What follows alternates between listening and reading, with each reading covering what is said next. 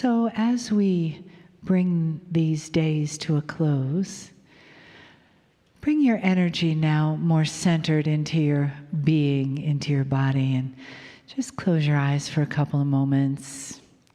Take some breaths.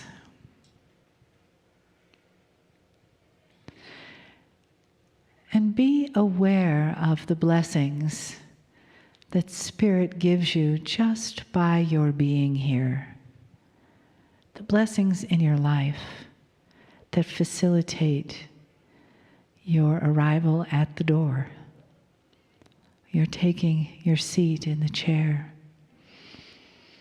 And how wonderful that is that we live in this time and place and space where we are allowed, we are encouraged, and we are excited to be together.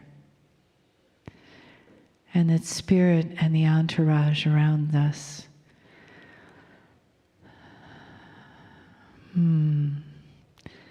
surrounds us with arms of love. And just let yourself feel that. And know that when you leave, you take that with you. Those arms of love. That beautiful energy in your heart, in your whole beings, that has been reawakened, recalibrated, reinitiated into the divine you. The deeper remembering of the places where that lives and bringing it to the now, bringing it into your life so that you walk forward into this new year with that unfolding in front of you. The light of God shining your way on your path. The arms of the divine around you. And your own knowing of the truth and the power of who you are. Of who you are as loved.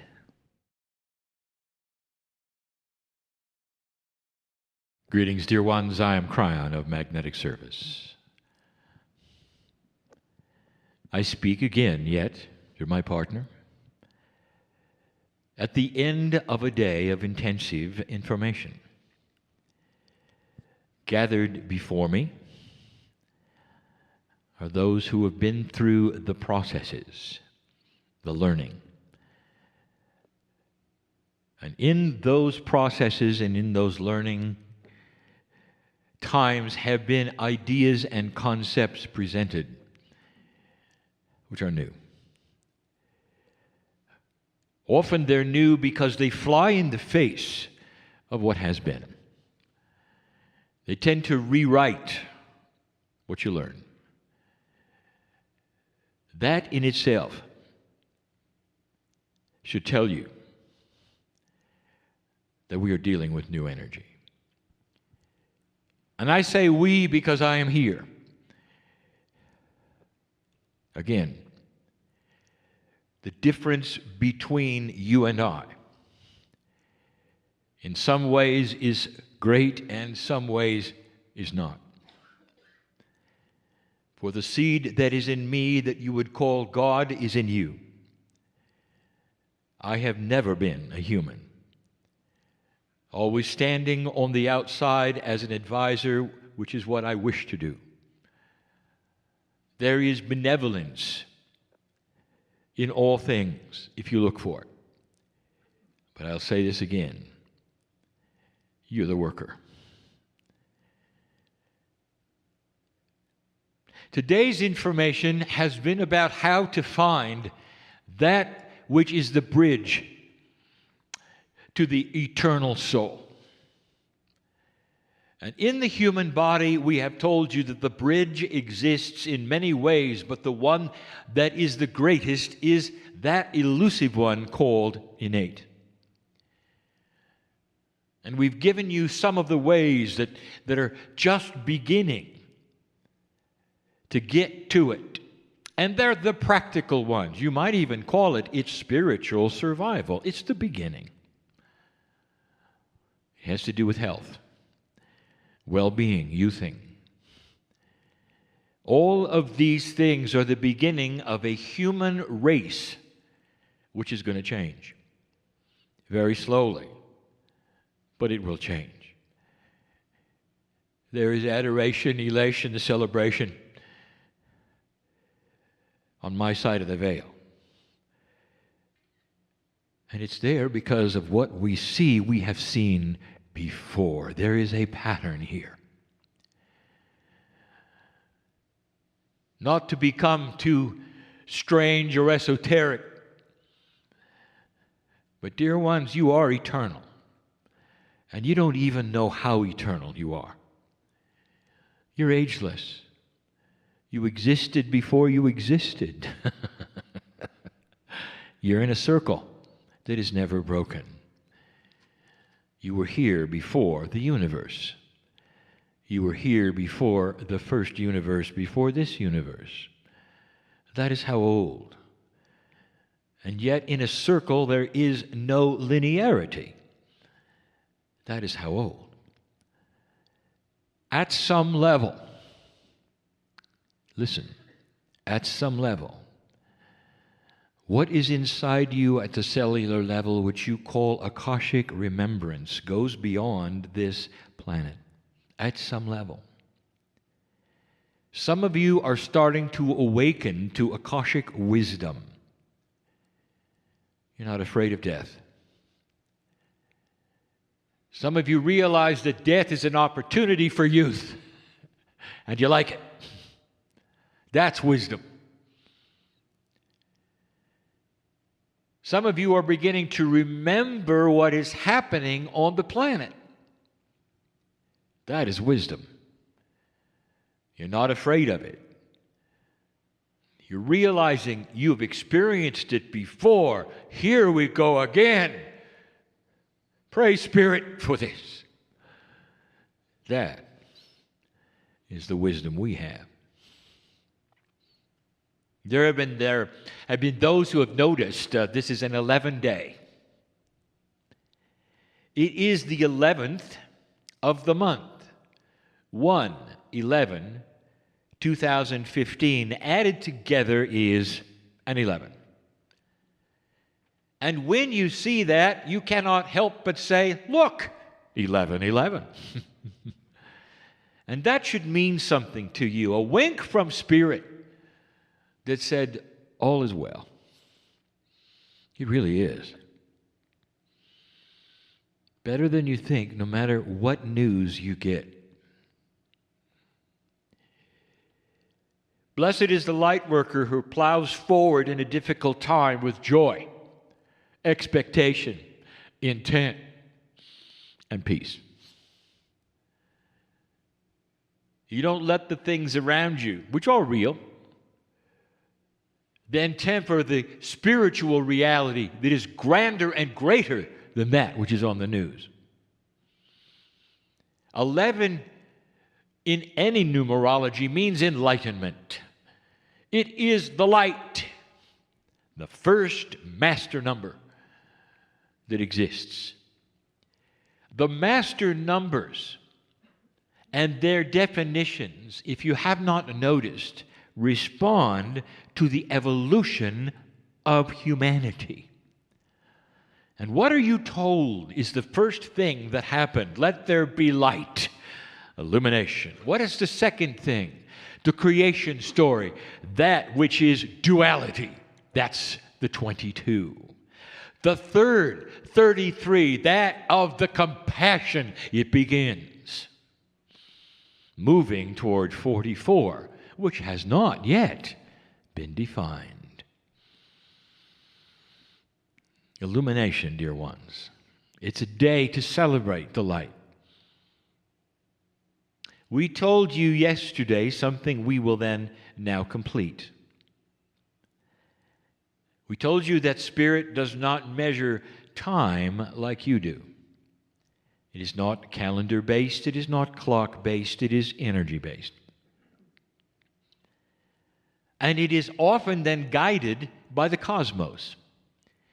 The energy around you, the consciousness around you, the stars, the solar system, the things that influence you, your DNA, your consciousness, all is part of our clock. Now, what is going to happen in the future based upon our clock? You may have noticed that 2013 seemed to slop into 2014 in the recalibration department. At the end of 2013, all did not then get well. It continued for some, it healed for others, and others didn't feel it at all till the middle of last year. When, time-wise, is the recalibration going to end? It's a good question, and so we're going to give you this answer. There is no end to the word recalibration, since all of you are unique. I want you to understand this. Let us say a younger soul in a few years starts to learn what you know, and the energy becomes aware to them. They're going to go through recalibration in 2018. So how does that stand when you recalibrate and you say, when are we finished? So what we have to say is a generality for the oldest of souls. There is a release of the recalibrating energy for the oldest of souls coming shortly, very shortly. We are going to give it to you and tell you that it is based upon our clock, on the energies of the potentials we see and that of the stars. It is in mid-April. Now, if you go looking for this in astrological terms, you may find something or nothing. If you look for it in quantum astrological terms, you'll see it.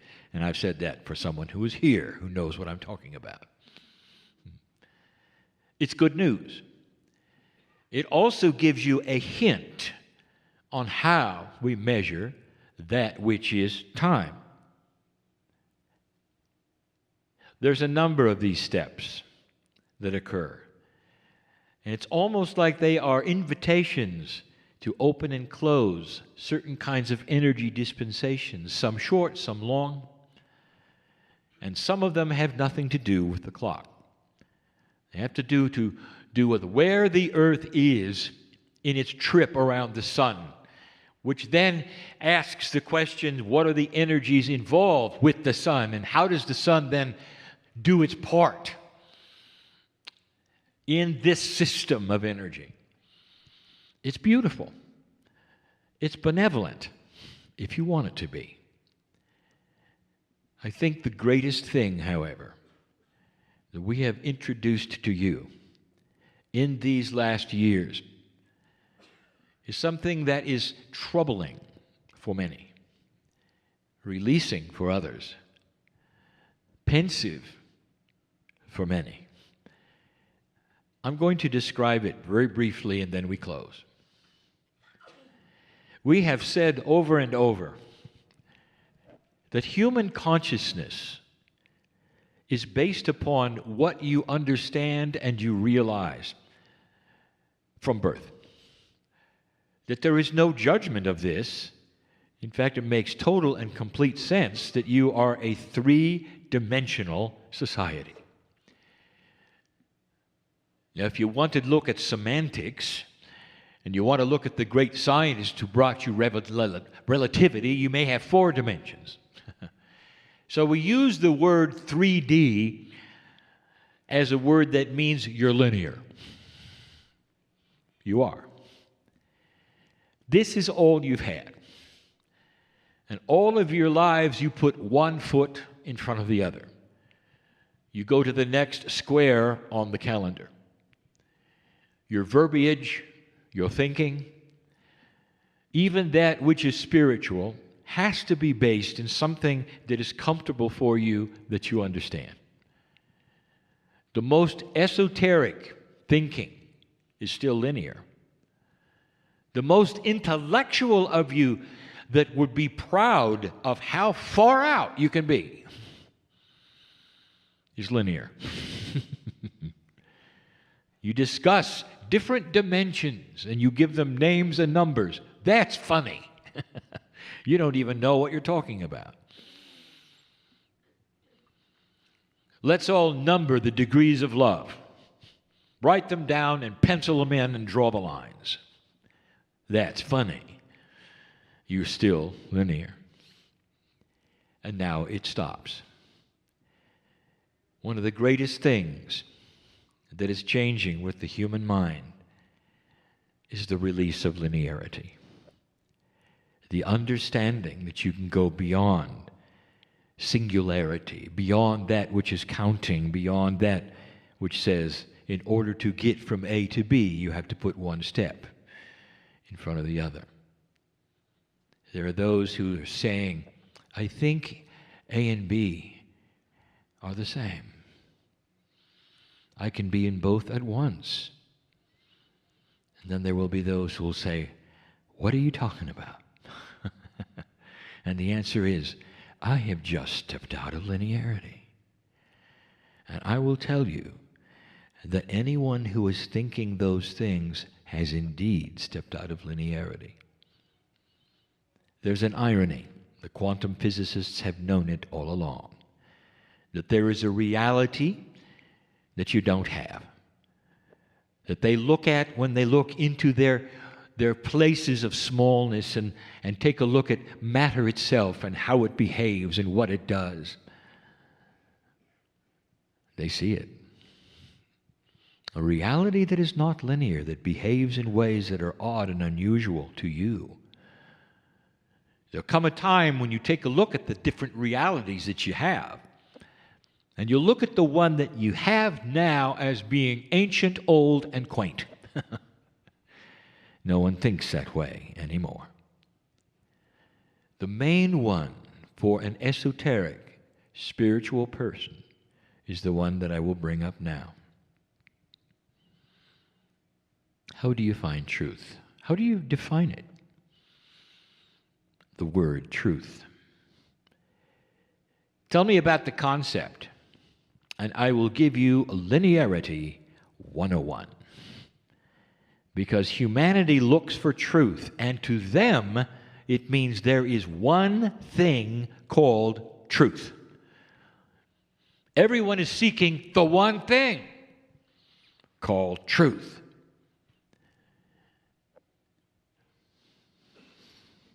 You may have noticed something.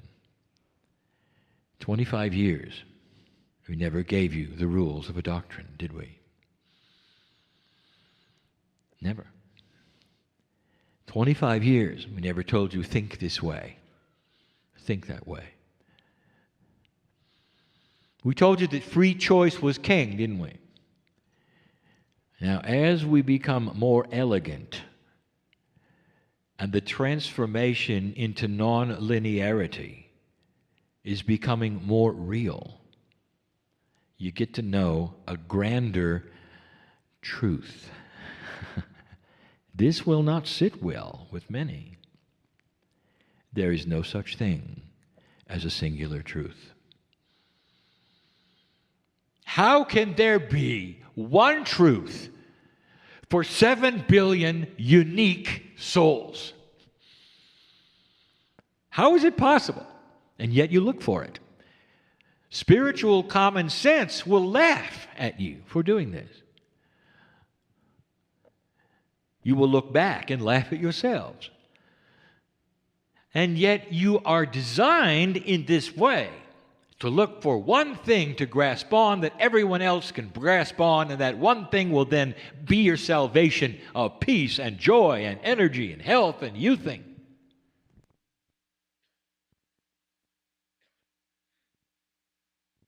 It doesn't exist. What if I told you that the truth is in 7 billion parts? That each of you have a piece of it. Take an old soul who has been here 1,000 or more lifetimes, who has had shamanic energy, who has studied the stars, who is wise beyond their years on the planet. Whether you remember it or not, this is not important. I'm talking about what's in you, in your DNA. You carry around the wisdom of the ancients, of the ancient. Part of you still remembering perhaps other worlds. Now hold that thought, and that's you. Now here comes a person that has had 5 lifetimes. They carry around a fraction of what you do of their life on earth. Now, how does it posture their personality? They are less apt to have the wisdom you do, less apt to believe the things you do. Could I say something? Is it possible that your grand, elegant, multidimensional truth would be wasted on them? They're not ready for it. So they would have a smaller truth that works for them.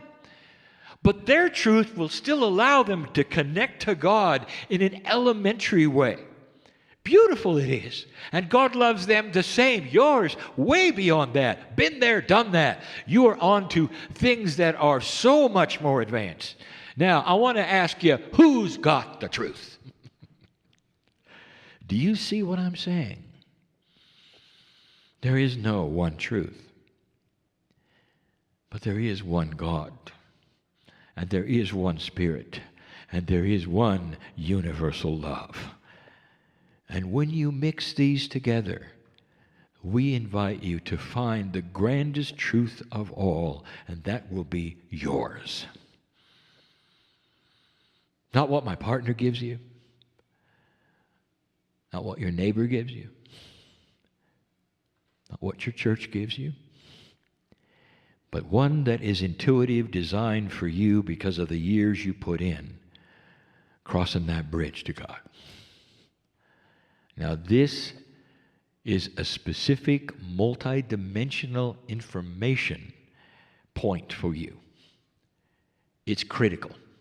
If you do not pass this understanding, there is a tendency for you to be stuck looking for the one truth, which, by the way, has gotten humanity into a lot of trouble, if you've noticed. Time to break the paradigm. Is Christianity correct? Absolutely. Is Buddhism correct? Absolutely. Is Hinduism correct? Absolutely. Does Islam have a place in this? Absolutely.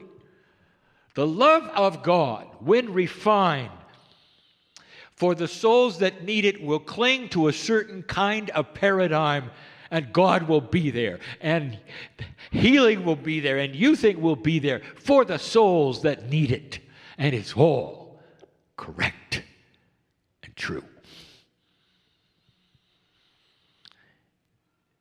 But Kryon, can you give us some kind of a guidance of perhaps like where we're headed, or what to look for, or it's so crazy and scrambled up. What do I do? What do I look for? I will give you the answer. You look for love. Period. You look for love and compassion in any belief system. You'll find it at the core. Go where it feels comfortable and move forward. And you'll be honored for it. Look for love. The dark cannot be represented for long as accurate or true, because there is no love and there is no compassion, and this earth knows better. Welcome to a new paradigm, common sense, and reality. Some of you got this, some of you have no idea what I said. And all of that is appropriate as well. Every single human has his or her own path of discovery in your own time, in your own way. You are blessed for it. My only request, if I may have one, please don't stop seeking. Please don't despair. Please do not think that it's over simply because of somebody who says something. A request. Because I've been here before, and so have you. And so it is.